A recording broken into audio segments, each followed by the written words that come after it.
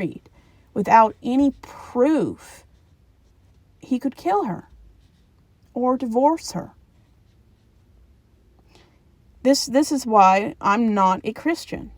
I want nothing to do with a book and system of belief that thinks rape is a crime against what one man commits against someone who owns a woman. The rape has nothing to do with the man who owns her, because the man shouldn't own her. Assault and all kinds of crimes against women have nothing to do with their partner. Even though it may involve their partner, it's not a crime against their partner. It's a crime against the victim. But society doesn't see it that way, especially in the Bible. We don't care enough about survivors. We care enough about impacting and making a man uncomfortable. If men were as uncomfortable and as frequently uncomfortable as most women, men wouldn't handle it. They would change the culture, because if men have to be uncomfortable in the way women are uncomfortable, as often as women are uncomfortable, men would not take it. This is why when men are in pain or they have an illness, why there's so much more medical research done for male diseases compared to women. Because men don't care about women's discomfort. I mean, you ask men. Most men would say that discomfort is just something women accept and deal with. And it's not normal for women to be in pain. Pain is usually your body telling you there's something wrong. And if your pleasure, your satisfaction comes at the expense of someone else's pain or mental health, you're not a good person. And nobody is that oblivious that they can't see their partner is in pain. We don't teach people consistently to view women in pain as something that needs to be fixed, something that needs to be addressed, stopped, and changed. It's just something you get through. Our society hates women. They hate you when you're perfect. They hate you when you're in pain. They hate you when you conform. They hate you if you don't. And men created a structure in society that thrives and is worshipped while women are in pain. So how women are treated is between the man who committed the act, and it's usually a man. Not all the time, but it's usually a man. And assault is between a perpetrator and a victim, not between the perpetrator and her spouse.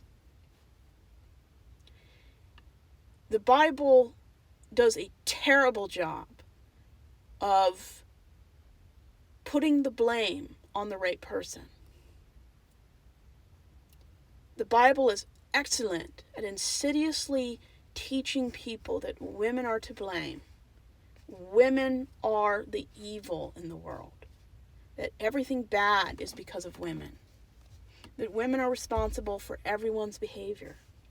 Men want to be in charge until they have to take accountability. And then I was never in charge. And it is rampant in fundamentalist churches. It's not about you. It's about the survivor. Survivors are important. And if the perpetrator's life is changed and they have to go to prison for a choice they gladly made, who gives a crap? I honestly don't care what happens to rapists in prison. I mean, prisons should be safe, but I don't care if a rapist's life is ruined or they lose 15 years of their life in prison because they made a choice. a series of choices that are felonies. I don't care if some white dude's life is ruined and his future is forever altered because he made a choice. He knew it was wrong. And I feel no pity sending him to prison. Our country makes a mockery of women survivors. I mean, we elected a rapist. We are so messed up. We would rather have a rapist for a president than an experienced and dynamic female president. And it would have been okay if we didn't vote for Harris if she hadn't been qualified or had terrible politics. But she was qualified. She may not have been the best presidential candidate in the last 30 years, but anything is better than a felon rapist who's a racist, xenophobic, homophobic, transphobic pig. I think anything is better than Trump. But our society thrives on the discomfort of women. Christianity makes a mockery of women and what they go through. Christianity upholds the worst behavior of men and dares to judge women for making their own choices. And just because you're born with an extra appendage doesn't make you any more of a better leader. Doesn't give you the right to even be a leader. You have to be the most qualified with the best agenda. And I will never belong to a religion that views a woman being assaulted and violently harmed as it only affects the people who owns her. She's not a condiment. She's not a car. She's a human being. And any man who gets angry that another man took away his legal rights is not a good man.